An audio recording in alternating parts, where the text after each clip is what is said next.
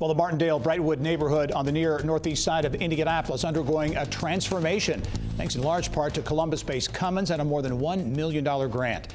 Cummins says the grant will be used to fund mortgages to low-income residents buying one of 12 newly constructed homes.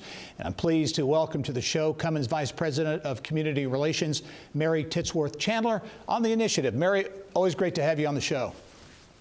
Hi, Gary. Thanks for having me. This is an interesting initiative. I know companies all over the country are looking for ways to help build community, and this, I think, is a unique way, and it really does get at black homeowner equity and allowing African Americans to build wealth. Talk about kind of the how the program, how you came up with the idea for the program. Yeah, so in looking at the many problems that have kept Black people from attaining the same level of wealth, really, that white people do, and home ownership and being denied home ownership is one of those ways, because as many of us know, our homes are the main way that we save.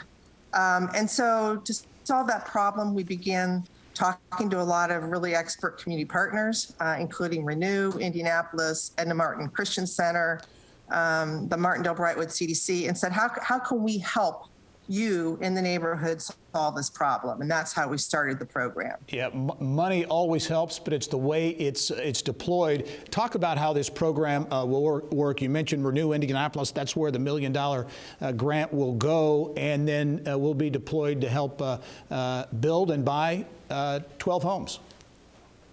Yes, the city of Indianapolis and their funding is helping build the homes too. Our money is specifically going to help fill those gaps that a lot of people face when they try to buy a house. For example, putting together a down payment.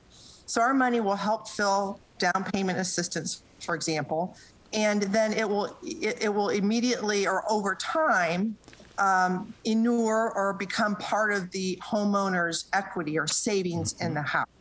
Mm-hmm. And interesting, too, that the people who are going to be building the homes, the construction workers and all the different ancillary support workers will be Black individuals as well.